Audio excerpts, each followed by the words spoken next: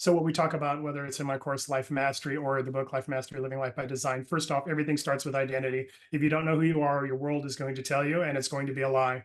And so we always start with the truth of who you are. Second thing we unpack is the three transformational strategies I talked about: mastering your thoughts, words, and actions. And then we apply those strategies of mastering your thoughts, words, and actions to your life. And what I tell the people I work with is life happens in four areas. It's these four pillars of life and four pillars of life mastery. It's identity, experience, meaning, and emotion. So Eric's, you're either living from your identity, who I'm created to be, right? And that's how we're walking in our what I call the life mastery journey. If you're not living from who you're created to be, you're living from what your experiences told you were. And the challenge isn't the experience that we're walking into, right? Good and bad happens to everybody. It doesn't mean that tragedy doesn't happen, and it doesn't mean that your hurt doesn't matter. What it does mean is that you're not supposed to allow your experience to tell you who you are.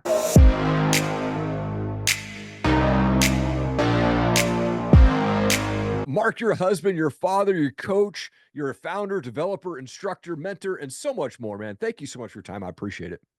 Thank you, Eric. I'm glad to be here. Absolutely. I like to kick things off by going back a bit. Like, where did you grow up? What was childhood like for you? Wow, what a great question. Well, I grew up in a military family. My dad was in the Air Force. And so what I tell people, and I actually detail a little bit in my book, is that by the time I was in sixth grade, which is 12 years old, we'd lived in 5 different states and one foreign country. So Wow. for those listeners counting, it means that every 2 years of my life, from that birth till sixth grade, I lived in a new place, new state, new location. Man, what a crazy childhood there, moving around and things like that, man. I mean, but Yeah. even through that, you believed at an early age that you were created to have this life where nothing stood in your way, whether it was fear, doubt, imposter syndrome. Yeah. Where did that belief come from? Was there someone that spoke that into you?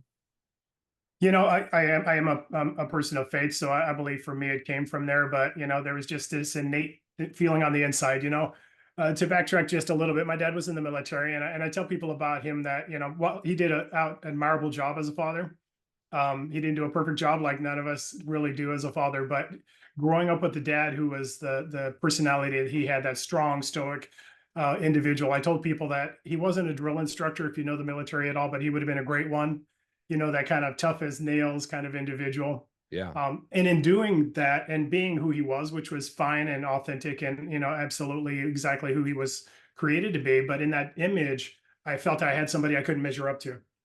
So the fear and those issues and those challenges came into trying to be a person of value and worth. And I could unpack struggling in school and feeling like you weren't as smart as other people around you. And so that's where all of the challenges came in. That's where, as I tell the people that I work with, the men that I am involved with, you're either living from your identity or you're living from what your past has told you are.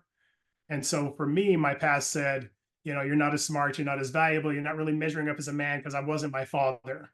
Yeah. And so, but even in that, to be totally honest, Eric, there was this sense on the inside that there was more than the life I was living, Mm. right? The fear I was struggling with, those things that would wake you up, right? Even in success in business and success in university, getting my college degree, I thought that the success would stop those things from happening. That fear would be left behind, but it didn't happen. It just came along for the ride. So, I know where the fear came from, that understanding that there was an innate value in who I was, there was an impact I was supposed to make.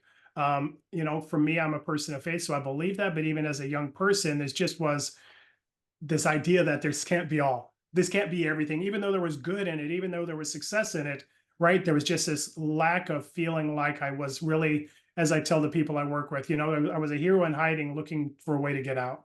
Mm. Wow. Man, super powerful. I'm a man of faith as well. And I know that Jesus has guided me through my life for sure. And I love that you had that faith at an early age to get you through that, had that just guidance from God, man, because it's so powerful in that. I mean, when you're Yeah. going through just the challenges of life and you're hitting roadblock after roadblock and you're feeling like you're in this valley, like walk me Yeah. through the process of how you get out of that funk and back on track. That is a really good question. So I guess it's two answers, right, Eric? So for me, I have a course called Life Mastery book, Life Mastery: Living Life by Design, not by Default. And so I give folks a step by step what I call the blueprint to success, the blueprint to freedom in your life. Yeah. Who I was before that was really just work, right? I tell people this: there's a difference between success and fulfillment. Success is me working hard enough, long enough, with enough intensity and drive to outwork somebody else. Yeah. There's a difference between that and fulfillment. Fulfillment is really me being unleashed in who I'm created to be in every area of my life, living at the highest level that I'm called to, not the level that I accept. Yep. And so, but in that comes challenges and issues, things to overcome. And my wife and I had a business that, it was, we had a preschool business, a facility that we bought and students that we had, a curriculum and all the kind of stuff that goes along with it. Right. Well, what goes along with it is clients, right? And clients come and clients go, like, as well. And so your financial worth comes and goes as well, right? At Sure. whatever level that it happens. And in that place, challenges will come up. Well, here's the deal. The difference between somebody who can walk through it with understanding, as I tell my clients, that you're the answer to the circumstance you're walking into, or you're the question. Mm. And so for many of us, it's really the question of, hey, can I get through this? Can I get out of this? Can I overcome this? What knowledge can I get to make it happen? What I tell the people I work with is you're the answer to the circumstance you're walking into. Yeah. That you have on the inside of you already have the answers. You're just the only one who doesn't know it. From a man of faith perspective, I see that in the Bible all over the place, that God didn't equip people after he called them into their calling. He told them what their purpose was and he unleashed them in it. A lot of times we doubt who we are, so we think that the outcome determines our identity. Mhm. And in that place, you can rise and fall depending on your level of success. We work with identity. The core, the foundation of my program is, who are you created to be? Because that's the thing that's unwavering, whether you're successful or failing. And again, we can unpack failure and how it's a positive, not a negative. But even in that, right, who are you created to be? That's the answer. You're looking at your circumstance to tell you that you're a person of value and worth. You were already that person before you walked into it, and you'll be that no matter what the outcome is. Yeah. Man, I love that. And yeah, I'd love to unpack failure because I think a lot of people look at failure as being a negative thing. They don't look at it like, man, this is a learning opportunity for me to step into my next growth or my next level, right? So Yeah, like for you, what's your perspective on failure and how do you implement that in your daily life? great question. And it's different, right? Yeah. I went in this journey of figuring out who I was created to be. Life Mastery, the book and the course, I tell people, wasn't a great idea I had. It wasn't an idea for a business or a ministry or something I could use because other people need it. It was really me needing it in my own life. And so it's a documentation of how I went from, that struggling young man who was successful on the outside and if had a fear of failure on the inside, to somebody who could walk in freedom and be everything it was created to be. All of that was, Life Mastery was my journey before it was a journey I invited other people into. And then at place, failure means two different things, right? When I understand who I'm created to be, as I said before, I tell the people I work with, and it's absolutely the truth. You're either living from who you are or what your life has told you. Well, our life has also given us a definition for failure. And typically, it's an identity statement that comes along with it. It's not the challenge of the issue that you walk through, it's the identity statement you take from it. What I mean is, it's the difference between me failing in a business, and we failed, in 4 different businesses before we found one that we were highly successful at. But even along the way, is the failure telling you you're not somebody that can do that, right? Oh, I guess this isn't a business I can start. I guess relationships aren't for me. I guess, high level of income and success isn't something I get to have in my life, right? Is it identity statement or is it a growth metric? Mm. What I mean is, I work out, and I'm sure you do as well. You look like you're pretty fit. Well, when I was younger, I did a lot of studying on bodybuilders. And there's this technique they do in bodybuilding and weightlifting for anybody who is trying to work at a high level. They train to failure, Mm. right? Which basically means, I know all of your listeners already know this, but just so I can reiterate it, it's me lifting a weight until my muscles can't lift it any longer. They actually fail. I can't lift it one more time. I've done the most of that I can.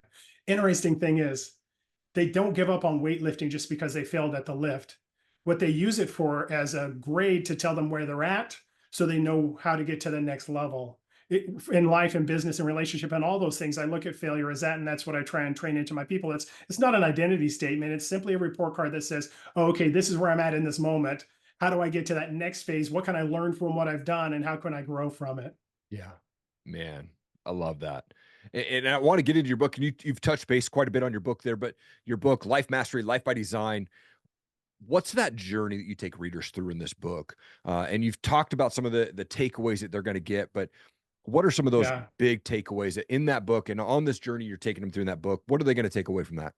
That's a great question. And hopefully the first is the title, which is Life Mastery, Living a Life by Design, Not by Default. I put it there intentionally because there's a paradigm shift that you need to make.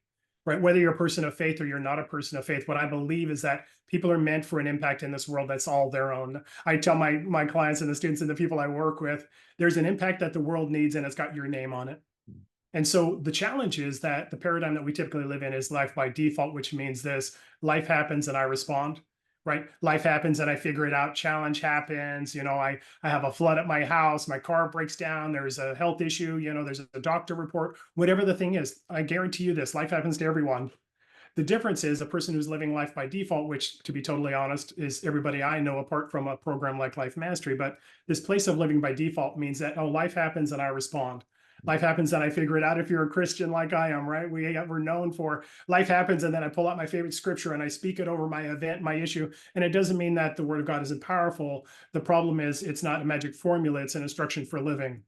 So in this place, life by default is the normal life that most people live. What I tell them is we're meant to live a life by design, which means this: you're the impact, you're the answer, you're the thing that God has called to change your circumstance. It's not the things around you, it's not even the skill set that you have, it's you. So for us, the first thing is this: hey, understand this: you're a person of impact simply by being alive. And whatever you're walking into, job, vocation, business, relationship, you already are the answer. It's not the things you'll learn or the things you'll do. All those skill sets help you to move forward. It's you. Yeah. And in that place, you get to live the life that you're created for. So we give them some tools, some strategies, some things that they can do, some exercises to start to build that into their life. But it really starts with this understanding of you're the answer. There's not an answer that you're going to get, although again, strategies happen and training comes along, and those aren't bad things. But the difference is you're already equipped to find the success in the thing you're walking into. Yeah, man. So good. And I think, like you said, like waking up, if we're alive, then there's still a purpose and a plan in our life to step into that. And man, Absolutely. if we can just be grateful in the day, one of the things that I implement in my day is as soon as I open up my eyes, I'm 44. So as soon as I open my eyes in the morning, I'm immediately out loud saying, man, thank you, Jesus, for another day to see and hug and hold my Yeah. family, just being grateful in that moment. Man. Yeah, that's really good. And the amazing thing about that, again, it's like some of the strategies that we talk about. It's intentionally having an intention on your day, Mm, right? The yeah. things that you are thankful for expand in your life. It's there, there's a biblical perspective, Jesus and the loaves and fish, right? But there's a scientific perspective as well. What I train my mind to focus on, I see more of in my day, right? Like that car, right? We buy a brand new car of whatever make or model or color, and all of a sudden it's like every fifth person has that same car. Yeah. Did the demographics change? No, what you focused on changed. And I love how you're starting your day that way. We invite our students and clients and the people I work with to do the same. It's powerful. Yeah. And in your book, I mean, like you said, you talk about living life by design, not by default. But what was that pivotal moment for you in your life when you realized that you weren't living or that you were living by default? And how did you shift to a life by design? Wow, that's a huge question. It's a really good one too, and I'll try and pack it in a short term. So for me, it was really kind of first off living from the place of default, which is trying to figure out answers because I didn't think I was enough. Yeah. At the end of the day, it's a value statement on our life that says that I'm not enough. I need to find an answer outside myself. But again, as a man of faith, what I see in Scripture is God never gave people training when they walked into their circumstance. Right? He told them who they were, which is our two core values: understanding who you're created to be, so you can have the life you're created for. So in that place, it's understanding that you're not being trained into a circumstance, you're being unleashed into it. Mm, And so for me, it was living a life by default and trying to find outside answers for an inside issue. mm, And in that place, understanding, again, unpacking the Bible as instruction, not philosophy, I started to see different aspects and areas where, as I started to believe it and apply it to my life, I started to see that lived out. The identity perspective, right, in Jesus. And before he started any ministry, his father, and after being baptized, saying, "This is my son, my beloved son, in whom I'm well pleased." It was an identity statement over him. Gideon in the book of Judges in the Old Testament, a young man who was hiding from the enemies of his people, trying to do work to, and him it was threshing wheat, he was preparing food for his family, hiding from enemies. Angel comes down and says this: "Take heed, mighty man of valor."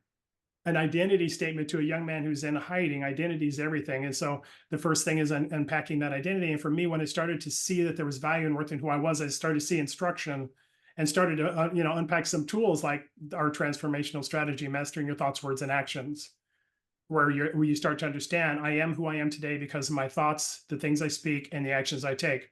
So if I can become the person I'm created to be, right, the person on the inside, that desire you have to have more than where you're at, it'll start and end with how I transform my thoughts, my words, and my actions. And so, in seeing those things in my own life, unpacking them in the Bible, I started to see the transformation.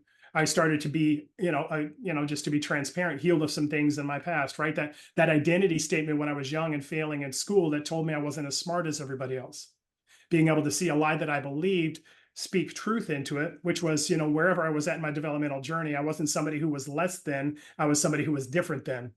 Sometimes we blame ourselves to being different, but it's in that uniqueness that we find our success. So in that place, being able to be healed of some of those things, see the truth of who I am, and then from that place, being allowing that guy to show up, allowing that guy to be lived out in my business, my job, and my life. Mm, come on. So good, man. And like in your book, you talked about these four pillars, which you mentioned earlier, but you've got the four pillars: identity, experiences, meanings, and emotions. Yeah.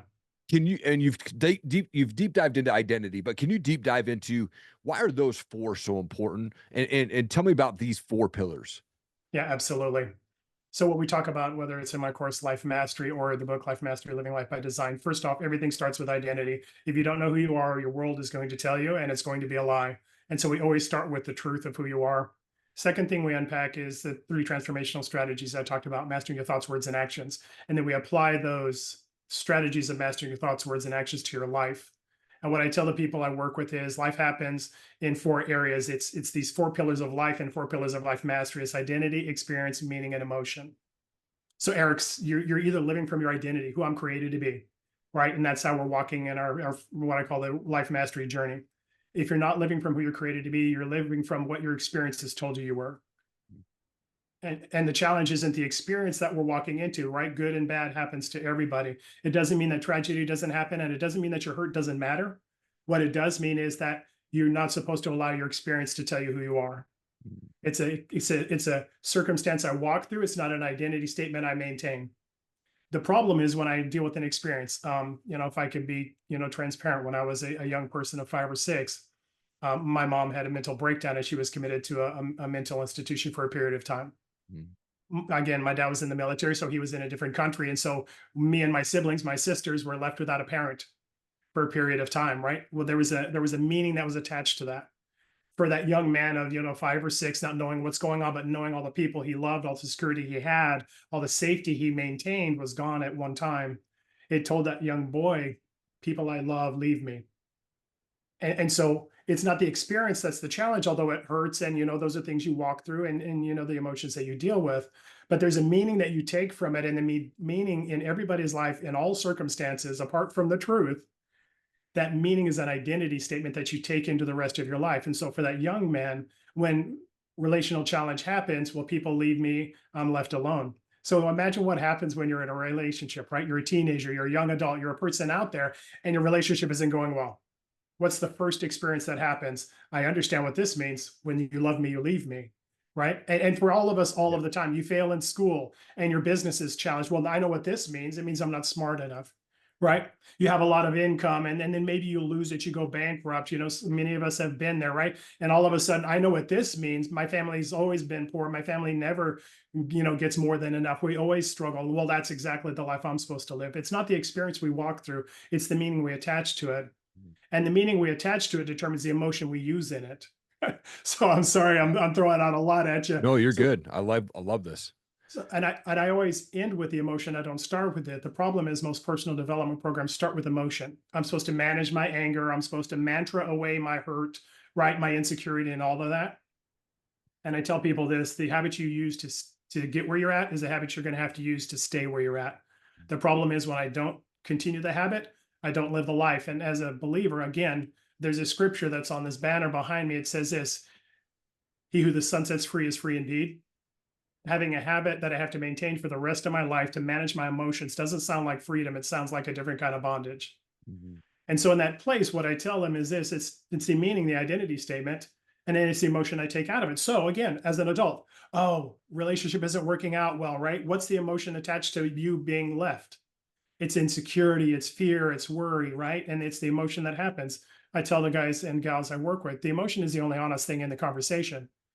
Because if everybody who loved me did leave me, if I wasn't as smart as everybody else, if everything ended in failure, then those emotions of fear, insecurity, worry would be appropriate. Mhm. But when I can change the meaning of my experience as something I walk through, not identity that I maintain, then all of a sudden I can choose appropriate, what I call empowering emotions that drive me forward and don't hold me back. But all of life happens in that way. And so we work with people to start with your identity. Who are you created to be? Because who I'm created to be will define the experiences I walk through. My experience won't define me, I'll define it. And in that place, I'll have a meaning that has a proper identity statement that comes from who I'm created to be, not what life told me I was. Yeah. And in that place, I'll have the result of empowering emotion. So instead of fear, worry, anxiety, and issues, like with me, fear of failure, waking you up at 3 in the morning because your financial wherewithal in your business isn't where it needs to be. Instead of having that, you walk in with a confidence of saying, no, I've found answers in the past, I'll find answers in the future, and we'll walk through this and have success out of it. So all of those wrap up into what life looks like, and we give tools and strategies in each of those areas. Yeah.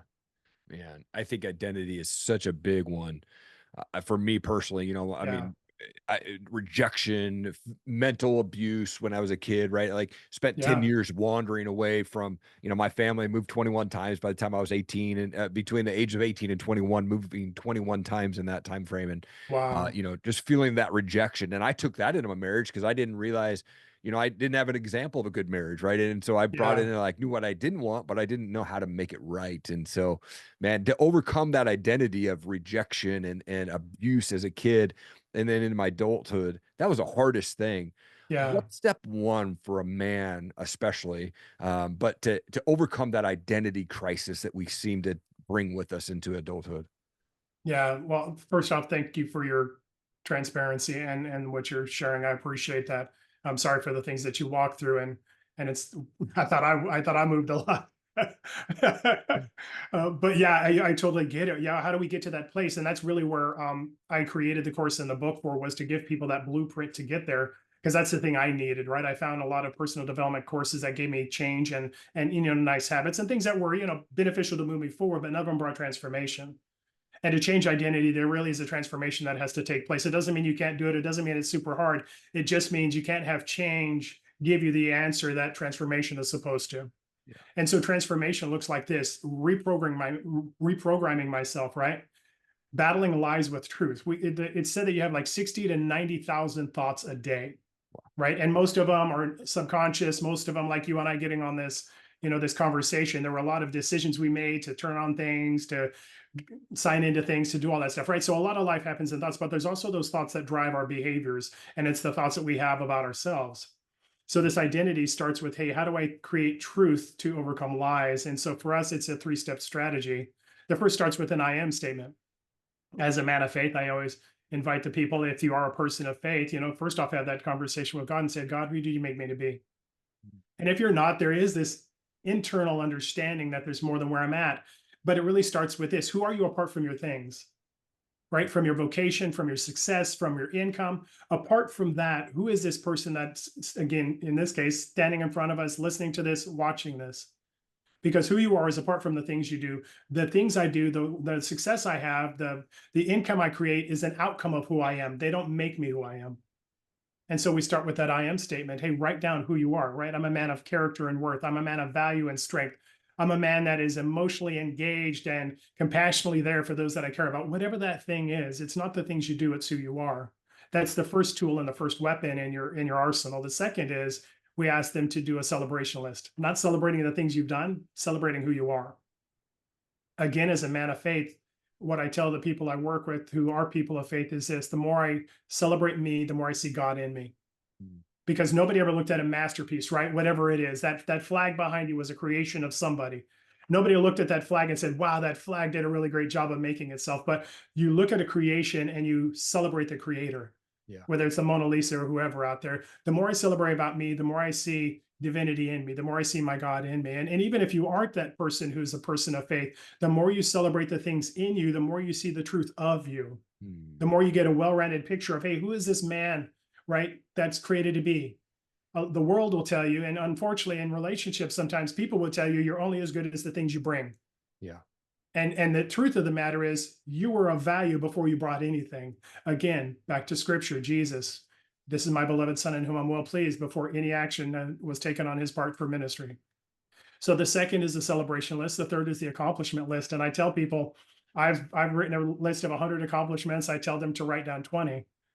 The reason I say 20 is by the time you get through like 5, 6, or 10, you've taken all the marquee stuff off the table, right? You've taken all the big accomplishments and all of those things in most people's lives. But the truth of the matter is, what I try and teach the people I work with is you're a success waiting to happen, not a failure. And you're succeeding on a daily basis. The problem is you're waiting for the Super Bowl moment, you're waiting for the Olympic gold medal before you give yourself credit for the things you're doing. And so we try and build in this habit of saying, hey, you're accomplishing and having a track record of accomplishment every day. Mhm. You just don't know it. And so when we start to write a list, we start to see, again, what you focus on, you see more of. You start to see more of, oh, okay, well, I'm not a failure waiting to happen. And even if I do, I don't succeed at this current venture, this current decision, this current outcome, I've overcome before and I'll overcome again. I'm a person of success waiting to happen. Yeah. So in those three areas, I tell, first off, who are you, right? Pull back from the things you're doing and say, I'm worth more than the things I provide. The second is celebration. What do you love about you? Again, as a man of faith, the more I love the things about me, the more I see God in me. Mm. Because the things you were great at, the things you're really talented in, the things you were horrible at, the things you don't have any interest in at all of that is a package that's you. Mm. As a person of faith, I just need to tell you this.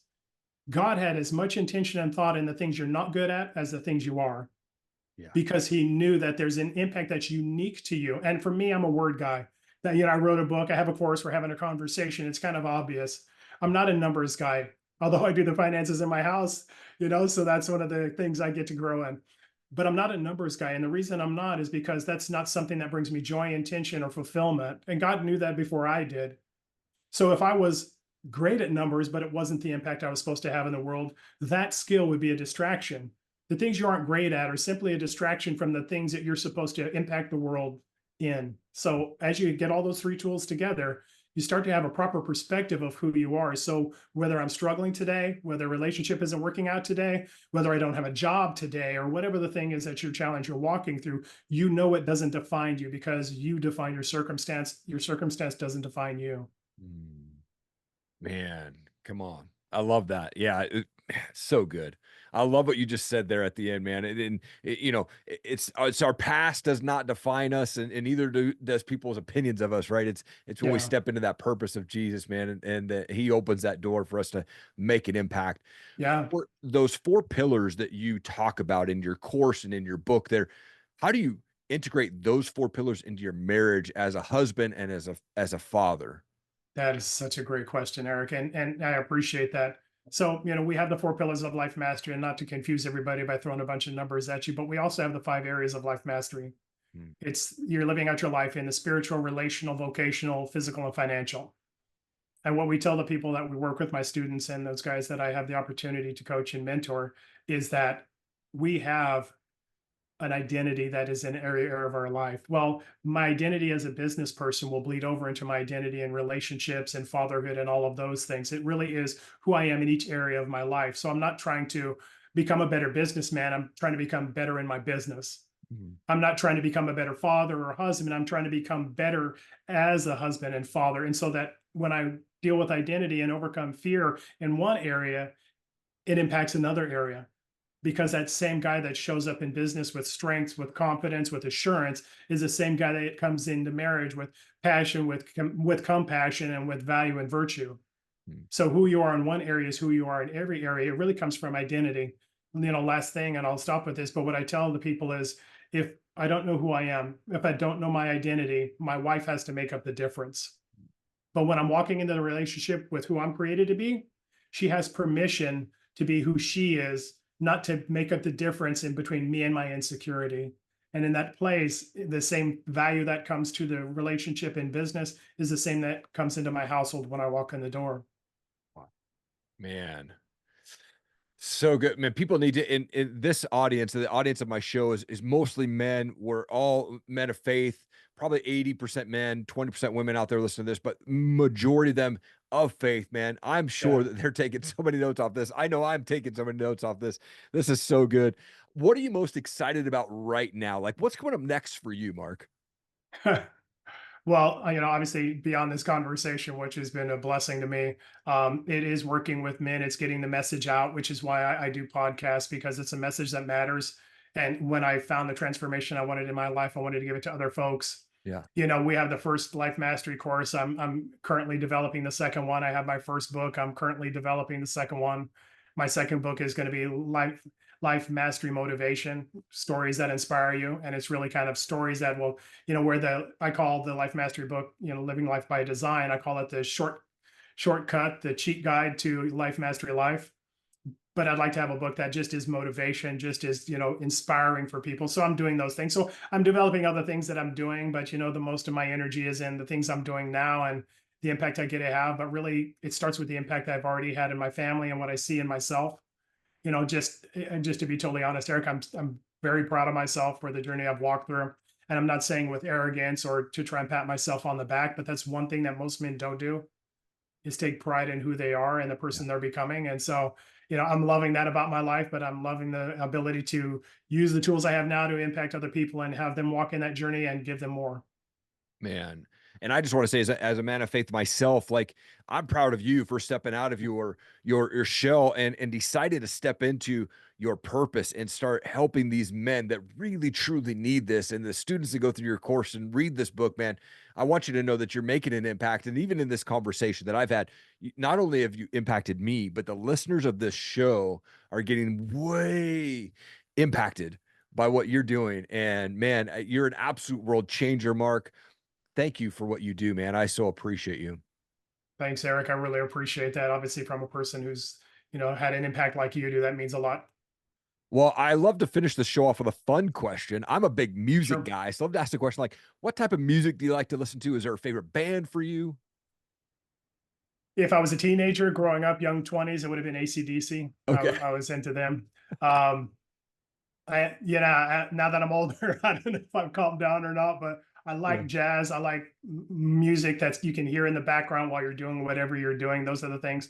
Obviously, a man of faith. I listen to worship music as well, but I appreciate people that are great at what they do. There's a guy, Teddy Swims or something. Yeah. I came across a song of his, a powerful voice, amazing singer, right?